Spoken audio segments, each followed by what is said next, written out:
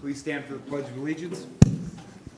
I pledge allegiance to the flag of the United States of America and to the republic for which it stands, one nation, under God, indivisible, with liberty and justice for all. Good morning, Mr. Chair. Good morning, everyone. Good morning, Chair. Welcome to our June 7th County Board meeting here. I look to our deputy clerk here. Do we have any additions or deletions to the agenda? We have none. I'll make a motion, Mr. Chair. We have a motion by Commissioner Jelinski, a second by Commissioner Lemire to approve the agenda before us. All those in favor signify by saying aye. Aye. Those opposed, we have an agenda. And the first thing on the agenda, gentlemen, the consent agenda. So moved. Second. We have a motion and a second. There is no desire to remove anything from the consent agenda. Any discussion? Any discussion? Any discussion? Seeing none, this is a roll call. Commissioner Wilson. Aye. Commissioner Lemire. Aye. Commissioner Wincher. Aye. Commissioner Jelinski. Aye. And the chairman votes aye. The consent agenda is approved. First, next thing on the agenda, gentlemen, Health and Human Services report. Good morning, Brad. Good morning, Mr. Chair. Good morning, Commissioner. Good morning, Brad. Morning, Brad. We have guests this morning. We do, COVID and other things have not allowed us to bring Sourcewell to talk a little bit about our licensing program. So if you might remember, about 4 years ago, we decided to partner up with the other 4 counties and move family child care and adult foster care licensing to Sourcewell. So we initially did it on a part-time basis with one of our staff who had other job responsibilities, and this always didn't take a priority. And so it's been a good fit, and so I thought it'd be good to have Sourcewell come here again and talk a little bit about where they're at, how it's going. So I will let these 2 ladies introduce themselves that represent us in the child care world. Alyssa Erdrich. I'm the licensor for Morrison, Todd, and Wadena counties. Good morning. I'm Michelle Taujas. I'm the lead regional licensing specialist for adult foster care and family child care. And like Brad mentioned, we started in July 1st of 2018 with this licensing service. We started with family, and then AFC came on board in 2019. I think it was July 1st of 2019. Probably, or it might have been January 1st, actually. But anyway, it's One both of those them, days. yeah. And Jen Froderman is your adult foster care licensor for adult foster care. And so we currently partner with 8 counties for family child care licensing. So we're in all of Region 5, Morrison, Todd, Wadena, Cass, and Crow Wing counties. And I am the licensor for Cass and Crow Wing. And then Alyssa is in Wadena and Morrison and Todd counties. And then we have Sarah Peterson, and she's in Region 4, and she oversees Becker, Douglas, and Stevens County. So, and then we're in 7 counties for adult foster care licensing. So there are 3 specialists. So we can go to the next slide. I don't know if we have that. So what our role is, we regulate your family child care in-home based programs. We have to do a 1 unannounced visit annually. So they see us once a year unless we do receive complaints, and we work with child protection, and we have to do follow-up inspections for every complaint we receive. Also, we are an advocate for the children, the adults, and providers that we license, and we also work closely with Morrison County with this partnership for licensing. We have a caseload around 160. That's our max amount of licensed programs we want to have each regional licensing specialist have for a caseload size. The next one, and then we can hop right into the next one. Yeah, thank you. All right. All right, Alyssa, I'll let you go next. So currently we have 80 licensed childcare providers. For 2021, we had 6 new providers, but we had 8 that closed. And then so far, as of May of this year, for 2022, we've had 5 new providers, and we've had 6 close, and we have 5 applicants that are in the process right now. We also offer an exit survey when anyone leaves the childcare field, just so we can address any sort of concerns or any issues that we see rising that we could curb, so we can continue to keep licensed homes.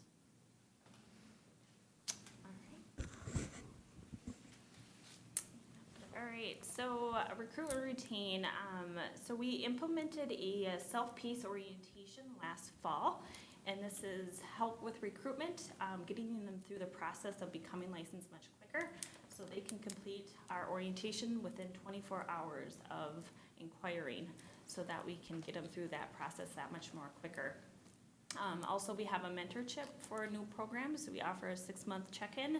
That's something that DHS does not require, but that's something that we implemented just so that we make sure that they are understanding the rules and regulations, because it's definitely information overload when they start out.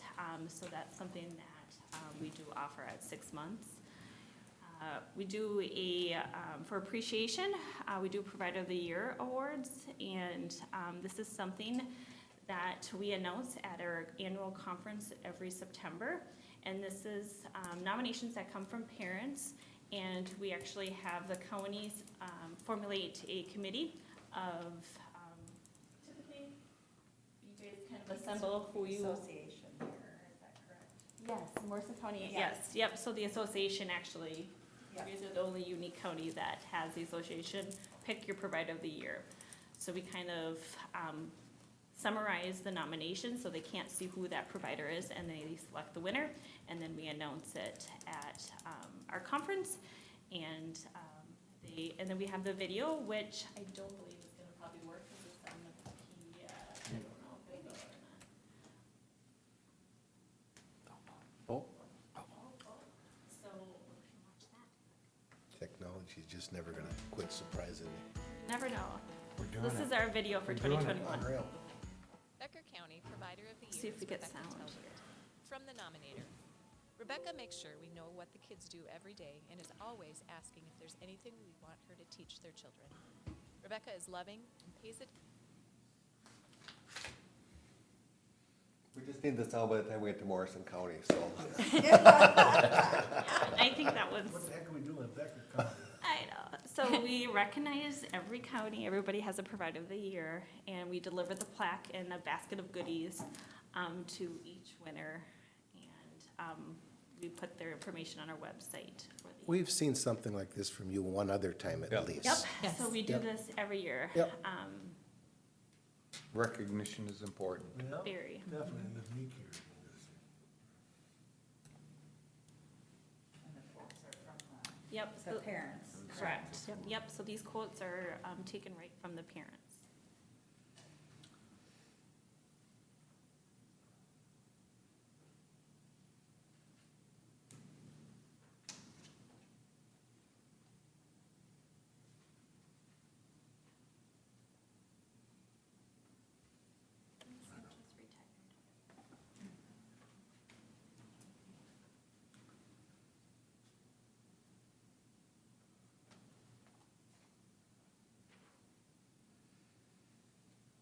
I think Morrison's next.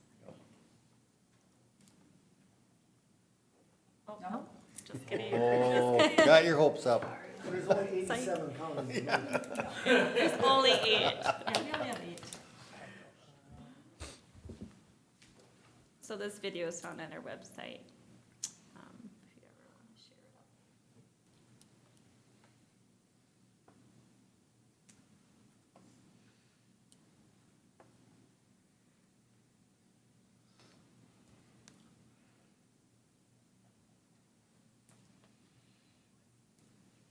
There we go. Last but not least. Which district is Joelle in? She is in Pierce. Genoa. Yeah.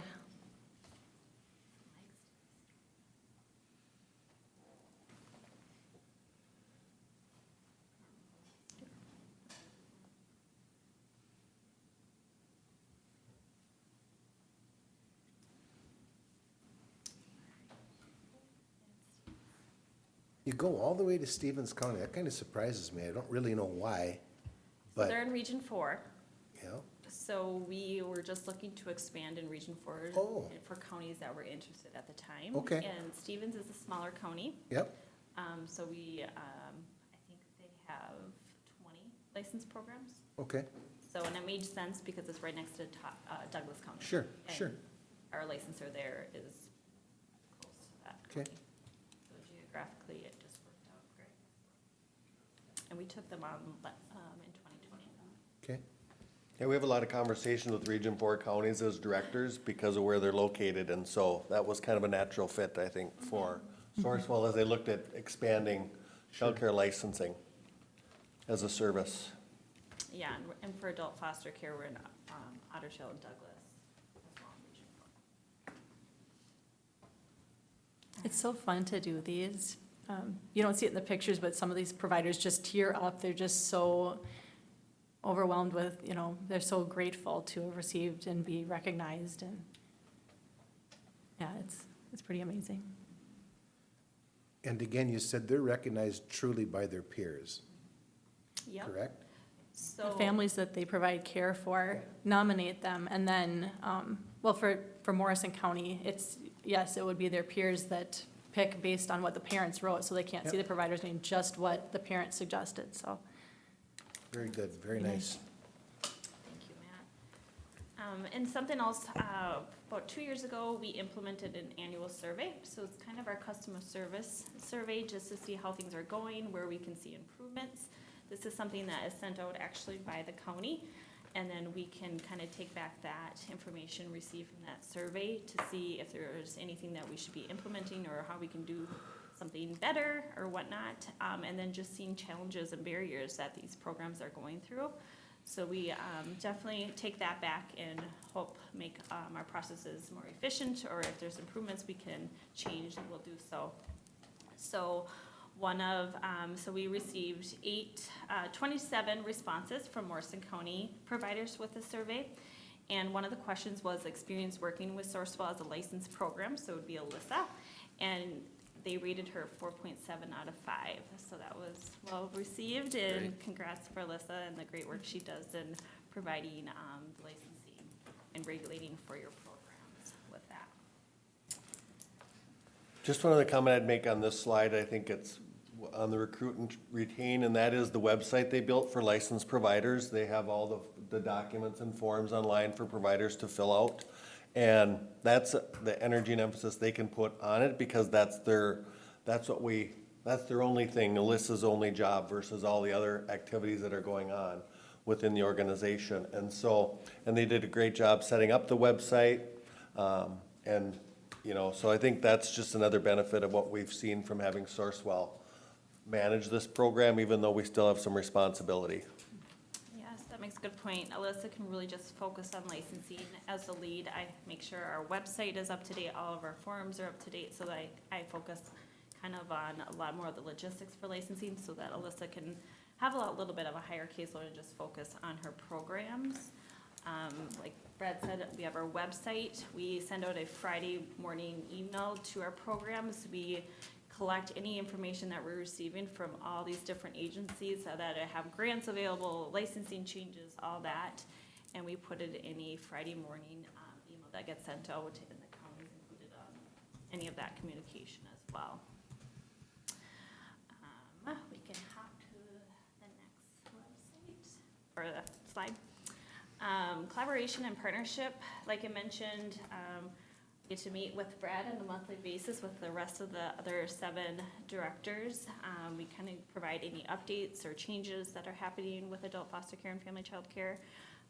We have a biannual meeting with the county supervisors, so twice a year we meet with the supervisors, kind of go over procedures and anything that changes and everything.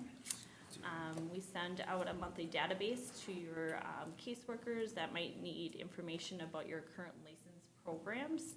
So that's something that Alyssa sends out on a monthly basis to your county employees. We oversee your legally non-licensed programs, which is pretty minimal. And then Rule 13s. We actually had one in 21, and we were lucky enough to have another one this year. So Alyssa will be working together to do a Rule 13 this fall again for family child care. And then licensing actions and variance requests, we work very closely with the county through all those.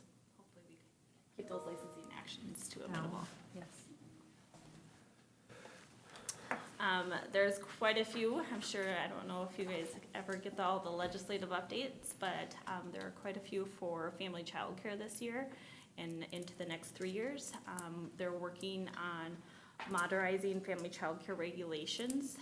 So that's something that, there's a work group working on all this, just to kind of looking at licensing standards, maybe doing an abbreviated inspection for those that have no licensing violation history and whatnot.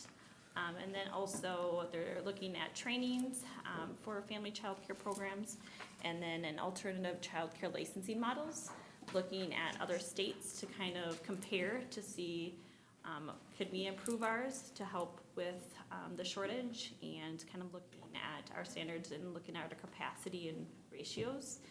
And then also the Child Care One-Stop Assistance Network work group and the Workforce Development work group. And so I've been fortunate to actually be sitting on both of those bottom two with DHS for those work groups. And we implemented a plan on January 1st of 2022 to help our programs. So it'll be a really good resource for our new programs and existing. Melissa, do you have anything to add about legislative updates at all? Not yet, no. Yeah. We have for today. Any questions? Alyssa and Michelle, thank you for being here this morning, and a very nice report to the board here.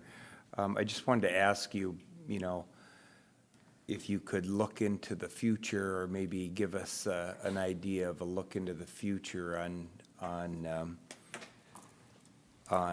what we can perceive as potential new providers out there and opportunities. When we look at economic development, this is a big piece of that, a big leg in that stool is having childcare for employees out there to enter the workforce. Any ideas or thoughts on what we may see in the future here for adding additional providers in this region? Yeah, that's a great question. I think with DHS kind of having an open mind of, they implemented in July 1st, we'll actually get more regulation around this. They're called the pod models. And more programs or license holders want to operate outside of their home and not be a center base, but it's kind of in between a family child care provider and a center base, but in the middle, where they can operate in a commercial space, they can operate in a church, they can do a new build and operate 4 programs in one location.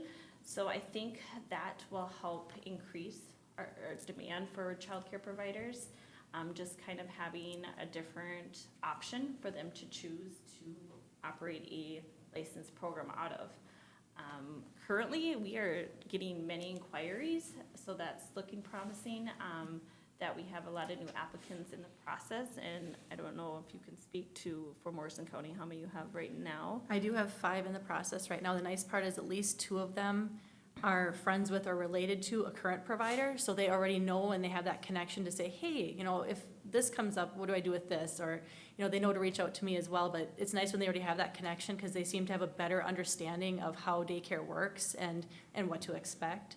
So that's a really positive thing too, is being able to have that mentor already available outside of licensing as well. Support system. Yeah, and I think there's a trend. Providers previously or currently have been doing it for years, 20 plus years, and now the trend, I think they're doing it for like 5 years.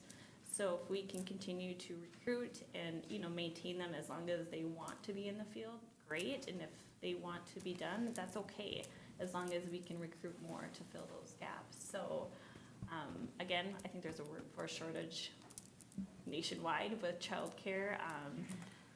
And then every other employment out there too. So I think it's just something that we're all going through. But I think it's promising that DHS has more options for license holders to apply, whether it's in their home, outside of their home, or become a center.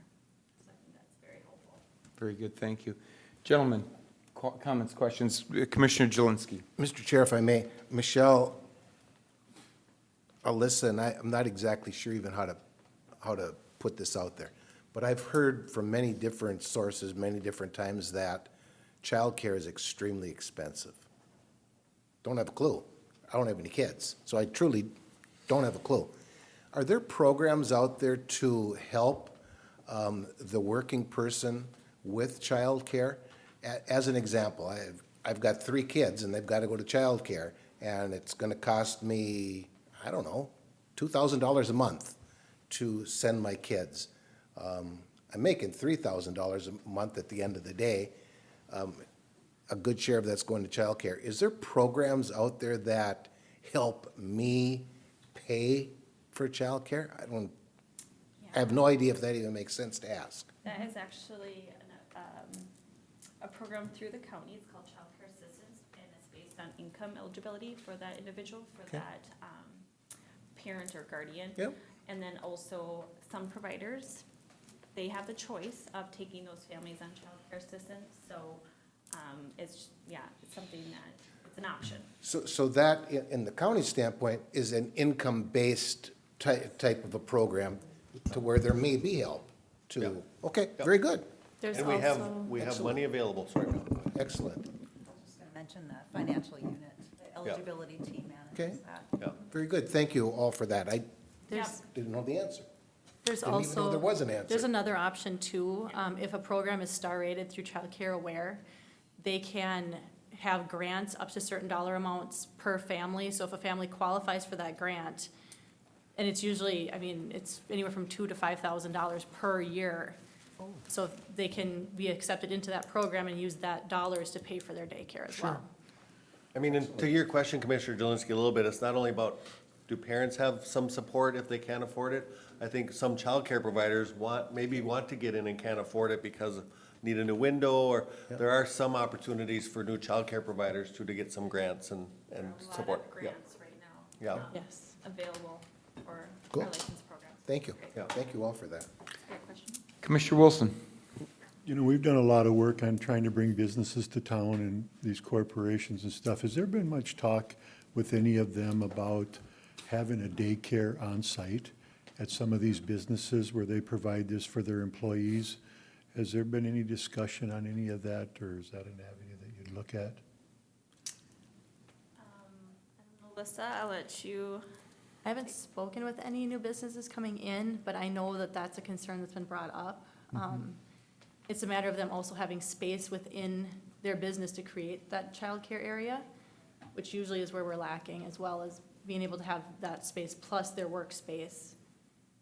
I can just see a big incentive for employees to come if they provide daycare or something at these places, so might be an avenue to think about, or, Yeah, we have some programs within the counties that we partner with, that have an employee-based, childcare program where it's just for their employees. And sometimes it works well, sometimes it doesn't. It's just based on the employer that maintains the license. I know the city of Little Falls received some funds to, address the childcare shortage and potentially building. I haven't really heard the whole plan of what John plans to do with those funds, but that's exciting for your area, to see employees can get maybe an employee-based type program started. I kind of or- like your pod thing you were Yep. talking about, because that's where an employee could possibly help finance that, you know, a A piece. sponsorship. Yep, Yep. and I could see where that would work. Be nice to have one thing that's got daycare where they can, I know each employee, each person has their own, but still it's in a place where it's not their home. Yeah, and again, that space has to meet the licensing regulations, so if you hear any rumblings or someone's interested, send them my way, and we definitely have that discussion with them. Yeah, Stevens County is shortly going to open, I think, a building which is gonna have the pod model. And I think it's the first in the 8 counties that you guys license for, so it'll be interesting to see how that goes. Yeah, they're using, I think, some of, is it the American Rescue Dollars or the Yeah. ARP funds, to build this, they're building 4 homes in one area that this county will own and rent out. When they're in homes. I was thinking more like a mini mall, you know, where they have this room, and you've got a big room for them to, yeah, okay, Yeah, so it's the homes. thing is with these pods, the kids can never commingle. Oh, they can't, So okay, it's- okay. Yeah. Yeah. Yep, so they're not over capacity for fire code and. Good. Thank you. Further comments, discussion? Commissioner Wincher. Thank you, Mr. Chair. Again, was going through the whole daycare thing from my kids down to my grandkids. You know, the one big thing is I hear from our local daycares is that they do wanna get out of their homes because these homes get beat up pretty bad. But they can't afford it because the fact that, you know, then now they gotta, I mean, they're basically barely surviving now, but now let's say they go to XYZ place, now they gotta pay rent to that. Is there any subsidies for those? If I wanna put a daycare up in, this business that's like downtown Little Falls, there's some businesses that are closed, or there's nothing in them. Is there money for that? And also, you say regulations, talking to some of these stay-at-home moms, they would like to, you know, maybe watch 1 or 2 kids, but then, you know, they're saying they have to jump through hoops just to get, you know, maybe their neighbor's kids or something like that. So if you could give a little bit of information on that, I appreciate it. So they can watch one unrelated family without being licensed. But not 2. They can watch family, Right. but yeah. And then for your question about subsidies, that would depending on the city, if they would have a subsidy for those. Because we were like talking about that too, maybe subsidizing someplace where they could put a, you know, 3 or 4 different daycares in it. And they say, and I don't know if you guys do any, research. Again, in my district here in the city of Little Falls, there's a very nice daycare that's closing their doors, you know, so, why are they doing this? Is it just because they're getting job elsewhere? Or is it just that parents are becoming more, you know, cautious, so they don't wanna send their kids to school, so they're stay-at-home moms? You guys think or look into anything like that and see why this is happening? Yeah, we actually send out an exit survey, so anybody leaving the field, or if we, you know, kind of, we're out there for their visit, and they say that they're gonna be maybe closing their doors, we'll ask them why and how can we help, and what's not making them happy, how can you be happy in this profession? Again, at the end of the day, we want them to be excited to be a licensed provider, we want them to enjoy it, be passionate about it, and once they're done, they're done. I would say children are getting harder. We're seeing more behavioral being a big challenge, and so it's hard for them to manage that, plus doing everything else. They're the caretaker, they're the cook, they have to clean, they are doing it all from 7 to 6, you know, whatever their hours are. So they're long days.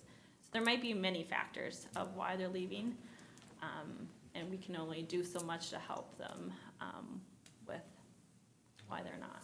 Well, I think to one of your points is, you know, a lot of people stayed home when they had kids and then they would do a daycare. And the regulations, the training requirements, excuse me, have made it not necessarily just something I want to do, but now you really have to be active and understand all the rules, which can be very difficult.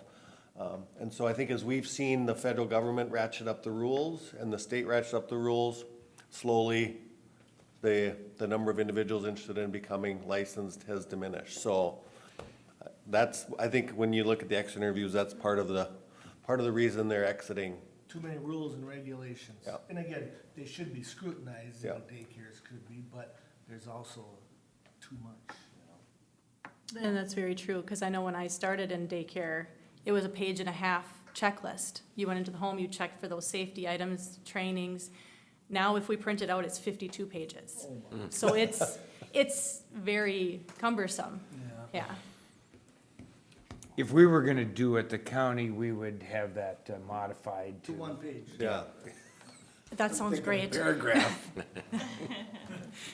Well, they're there for a reason. We want, again, regulations are there for a reason for things that have happened, so we try to educate that. That's why they're there.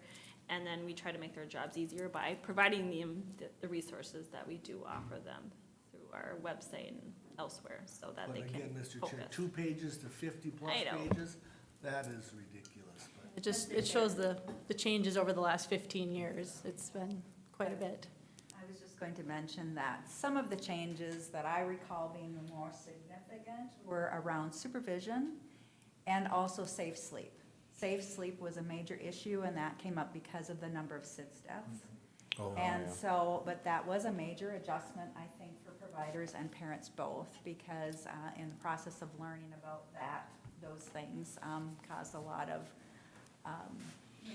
changes and requirements in how kids take naps and things like that. That's one thing And that that I is- recall from supervising. Yeah. And it is pretty difficult, because if they've been napping the child at home on their tummy, that's not allowed when they come to daycare as an infant. They have to be on their back. They can't have toys in there, they can't have a blanket. Where at home, if they have that, and then you bring them to daycare, they don't sleep. So that provider's dealing with a colicky child because they can't sleep. So then plus they have 11 other kids in the house. It gets to be a lot sometimes. Yeah, it's that balance between safety and ability. And so it's, as something happens in a daycare, then we know that rules become more stringent when one thing happens. And so safety is certainly important, but it's also become then a challenge in maintaining our daycare homes. So the good news with these legislative changes coming up, they're modernizing and they're looking at this, how can we make it more of abbreviated license, or visit for these programs that haven't had any violations in the last 10 years. So they are looking at approving that and hopefully less regulations for them. And Mr. Chair, one last quick, do the daycares have to have insurance, a separate insurance policy, or does it come off their homeowners and the homeowners insurance, I don't know if we want a daycare. So it's not required, it's highly encouraged, but homeowners sometimes will not cover it, Right. they're current, so they have to look elsewhere for liability insurance for the coverage of how many kiddos they take. If they do have a smaller license where they only care for 6 kids, I believe their homeowners sometimes will cover up to 6, so then they're covered there, but most providers have 10 to 12 children. Thank you. Now I yield back to Mr. Chair. Gentlemen, any further questions, comments? These ladies were very kind to come in this morning, share with us. We're happy to have you here. Thank you. Thank you. Brad, That's all I anything have. else? Nope, that's all I have this morning, Mr. Chair. Thank Thank you you. all very much. Sourcewell, don't be a stranger. Okay, we'll be back. Now that COVID's over, they can be out and about. Thank you. Nice seeing you guys. Gentlemen, next on the agenda, we have the Land Services Report.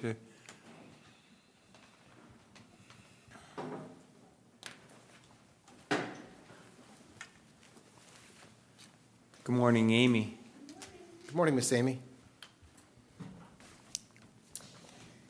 Okay, good morning. I have one item for you today, and that is to consider the conditional use permit application from Camp Chaminade Evangelical Free Church. If you may recall, at the last Planning Commission meeting, they had proposed an updated master plan with several projects identified. This was recommended for approval by the Planning Commission with 3 conditions. The first condition was the camp shall not allow patrons and staff to utilize soaps and other cleansers within Lake Chaminade. 2, the camp shall not allow horses and other livestock to enter the waters of Lake Chaminade. And 3, the camp shall create, implement, and maintain engineered stormwater plan for the development on the lake side of the property. So moved. Second. We have a motion by Commissioner Winchell and a second by Commissioner Jelinski to approve, excuse me, I'm sorry. A second by Commissioner Lemire. I apologize. To approve of this permit to Camp Chaminade. Discussion. Mr. Chair, Commissioner Jelinski. at the Planning Commission meeting, this was a very well, the individual, and forgive me, I can't remember his name from. Kyle. Pardon? Kyle? Kyle, from the Bible camp. What a wealth of knowledge. I just, and his other licensures that he has down his arm was very well informed. And that operation is not, by any stretch of the imagination, a little tiny operation. Unknown to many, quite honestly. I don't remember it, or I don't remember everything that's gone on in the past. That's a big operation, so only positive is all I'm going with that comment. Very good asset to the county. Absolutely. Further discussion. Commissioner Winchell. Just put this out there. Amy and the Planning Commission did a great job of vetting this. I mean, they asked very Yep. you know, questions that were good, and, yeah, again, I'm all for this here, Camp Shamrock permit. Any further discussion? If not, all those in favor signify by saying aye. Aye. Those opposed, motion prevails. Thank you. That's Thank all I you, have for Amy. you. Thank you, Amy. Have a great day. Thanks, you too. Gentlemen, next on the agenda, Public Works. Mr. Hennon, good morning. Morning, Tony. Morning, Tony. They're out to get me today. Good morning, Mr. Chair. Good morning, Commissioners. Morning, Tony. I have one item this morning. We're going to review our abstracts from the May 19th letting for the Morrison County 4th Street project. This is project number SP 049596010, and it's the City of Little Falls project, contract 390. Joint project, the City of Little Falls. Got a map there. It's our 4th Street running down to 10. We had 3 bidders on this project. This project was unique in that we're going through some difficult times procuring materials. Through the process, City of Little Falls opted to purchase some materials and edit the project and supply these materials to the contractor. So when we started this project, we had an engineer's estimate of a little over $5 million at $5.4 million. And then the City of Little Falls purchased about $1.9 million worth of materials. So that adjusted our engineer's estimate to a total of $3,591,466.18. On this project, we had 3 bidders. R.L. Larson Excavating came in low with a bid of $4,754,891.60. And then we had Keekly and C&L Excavating, the highest bid coming in at $5,676,851. So with the adjusted estimate, our low bidder came in at 32% over our engineer's estimate, which, you know, initially we were a little hesitant about. Speaking with the City of Little Falls' engineer, Greg Kimmen, he reviewed them thoroughly, I reviewed them thoroughly, and ultimately he decided to recommend to his council to award the bid. Last night at the City of Little Falls council meeting, they did opt to move forward with it. So this morning, I'm going to recommend the award of this project to R.L. Larson Contracting. Gentlemen, It's yours. I'll make a motion. Second. we have a motion by Commissioner Wincher, a second by Commissioner Lemire to approve of this contract, of contract 304 to R.L. Larson Excavating. Discussion. Commissioner Wincher. Thank you. And again, last week at the Public Works, Tony gave us a great insight of how this is gonna move forward. And again, this is not something, I keep saying this every time Tony comes with us, we looked at this here and looked at the dollar amounts. Did you want to, you discussed that this over the dollar amount as far as the 1 million, actually, a lot of that is in the cities versus the county. Could you explain that, please? Correct. So this is a joint project with the City of Little Falls. So each participating entity, Morrison County and the City of Little Falls, have participating items that they're responsible for. The City of Little Falls in this project is performing all new utility underground, so new water, sewer. Morrison County, we essentially take care of everything that's moving up. So we're responsible for the base and the bituminous and the pavement. Some of the extra items like sidewalk and stuff, items like that, that would become a mostly City of Little Falls item, depending on if it's new or it's a replacement item. And because we technically are in charge of the pavement on top, we have to control the stormwater. So Morrison County then is responsible for our stormwater pipes as well.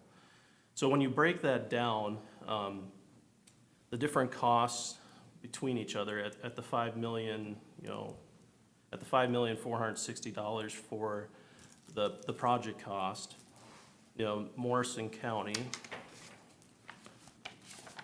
is responsible for roughly 2 million. I'll get you the exact number here.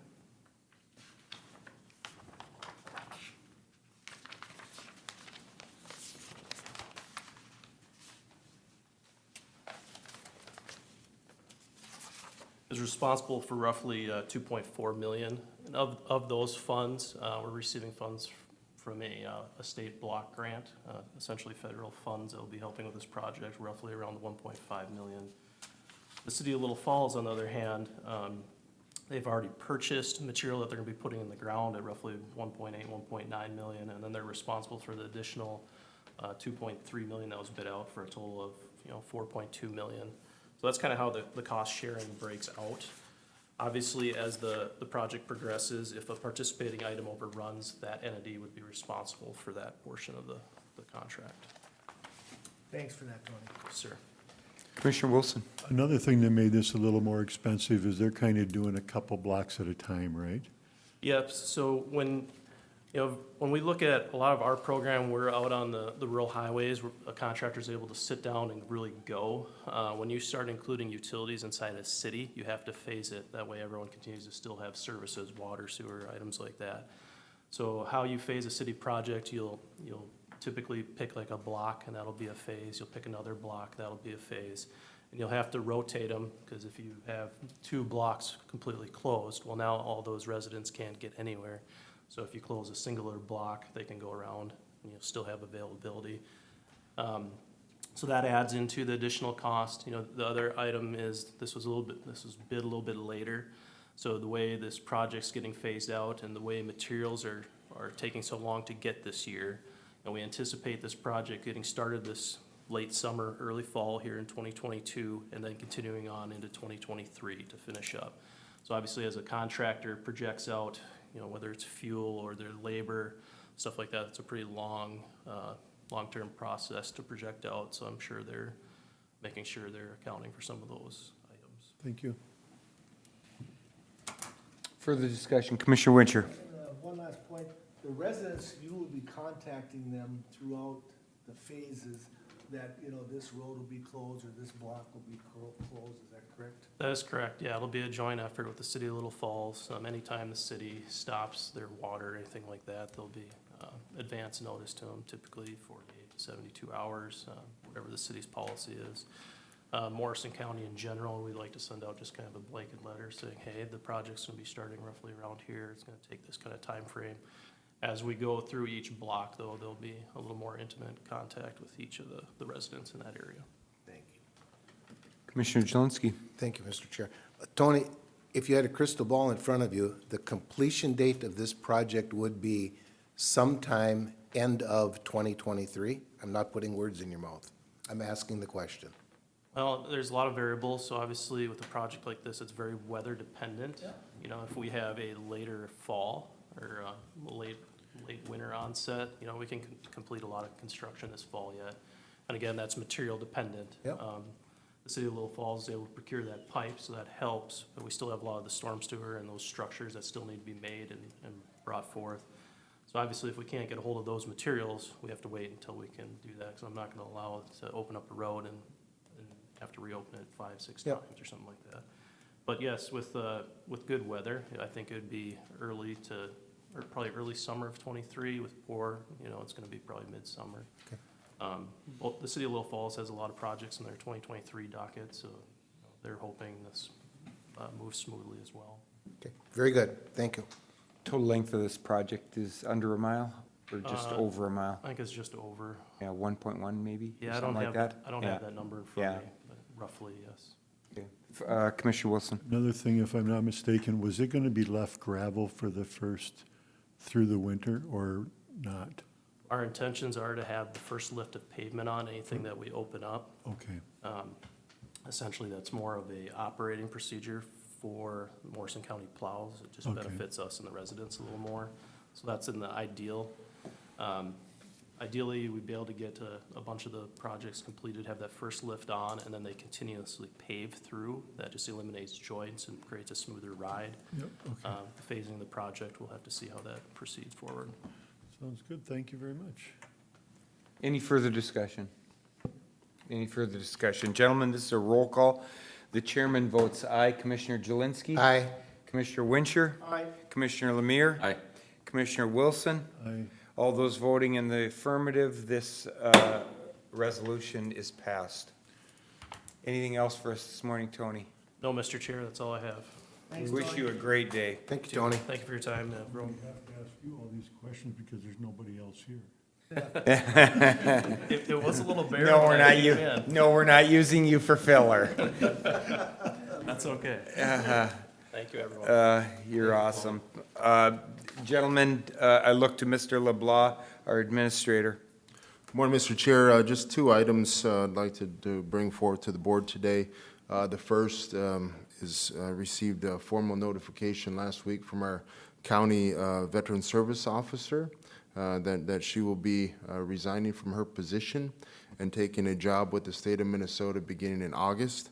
I worked with her over the last couple of weeks through this decision, and so it wasn't a surprise. We're excited for her. She'll be taking a position as one of the trainers for the region to train and assist other county veteran service officers, and as she is one of the best in the state, I'm excited for the state and the area to take that expertise and apply it to other CVSOs.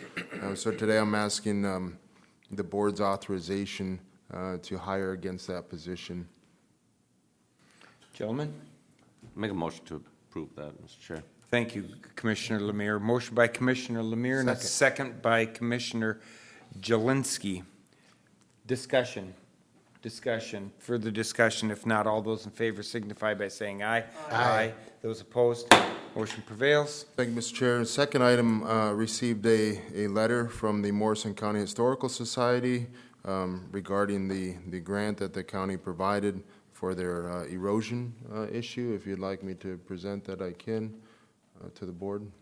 That would be fantastic. Go ahead. It says, on behalf of the membership of the Board of Trustees of the Morrison County Historical Society, we wish to thank the county for its recent donation to our efforts to deal with the erosion situation at our property on Lindbergh Drive. We appreciate your continued support of our efforts to chronicle the lives and times of the people who have called this area home. Our goal is to have the contracted engineer complete their survey work by early fall so we can have time to examine funding options, work with Morrison County Soil and Water. At any point, if you or any member of the board have any questions about this ongoing project, please feel free to contact me. Signed sincerely, Mike Worcester. And Mr. Chair, that concludes my report today.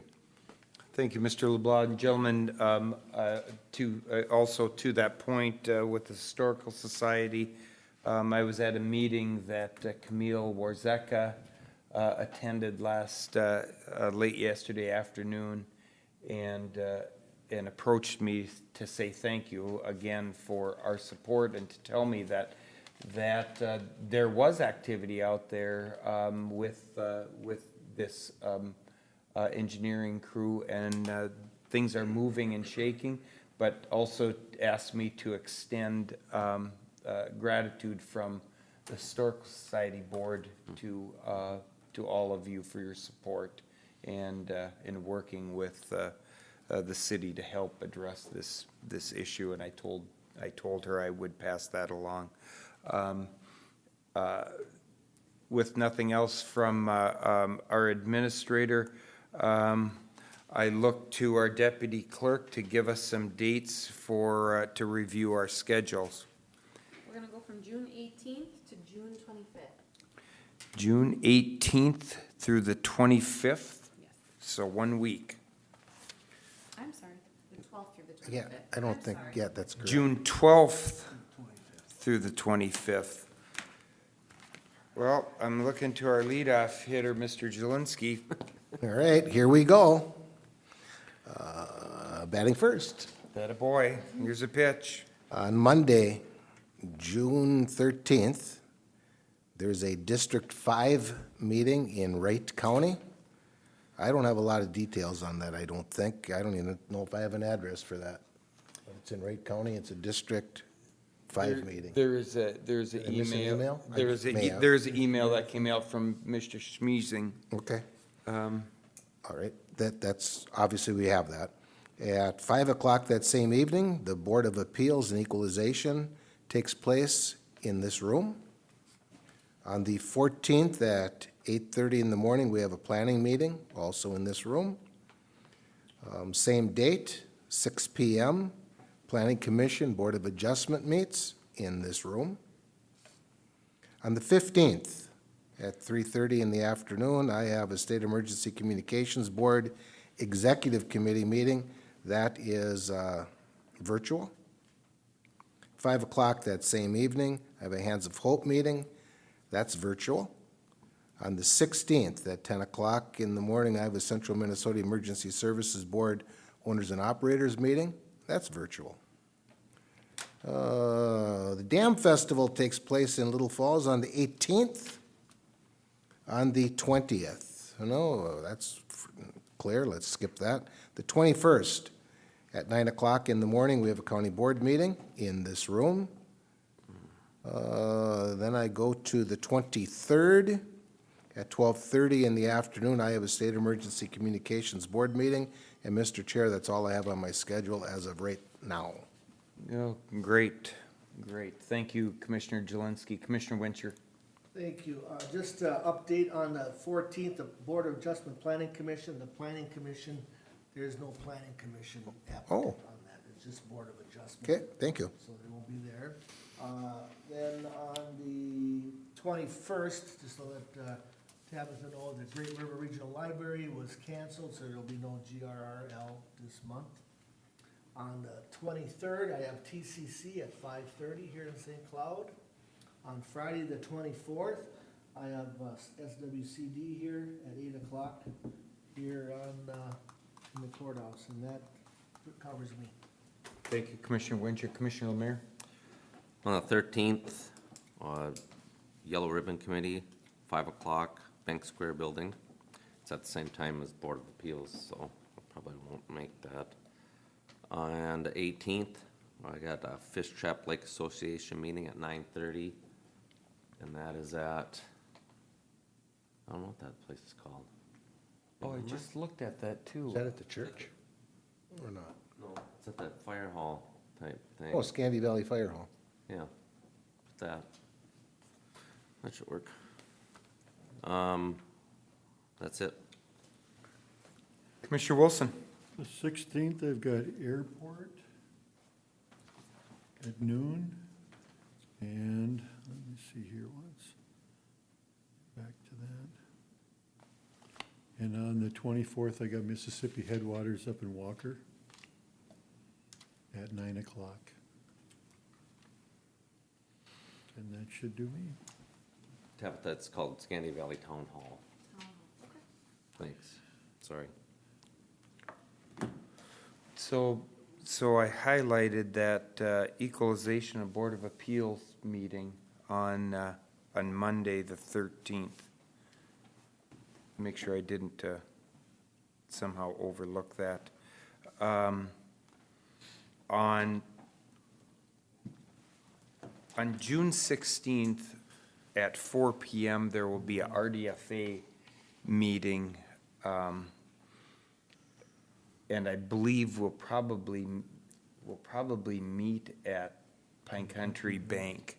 And if the location changes, I'll let you know. Was that a positive, Greg, or was that if they could make it? Well, I've got it on my calendar too. yeah, I believe that, I believe that is now set. Sounds good. The only other thing I was going to mention is a gentleman, I will be gone to another commitment the early part of the week of the 21st and 22nd. Commissioner Jelinski I will ask to run the county board meeting in my absence on Tuesday, June 21st, and you guys will be in very capable hands. And that board meeting will probably end up being, half hour shorter just because I'm not here. So, Half hour, come on. yeah, so, Other than that, I do not have anything else on my schedule for, oh, excuse me, I do. I just don't have it wrote on here. There will be an Egg Society meeting, and Tabitha's looking at me, she'll keep me in line here. Egg Society on the Thursday, the 16th, and that will be at the fairgrounds.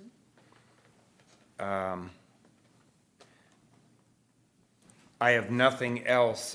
Gentlemen, any Chair. other, Mr. LeBlanc? Just to follow up from that, the meeting on the 13th of June, the District 5 AMC Spring District meeting. Yes. And for the minutes, it'll be hosted in Buffalo, Minnesota.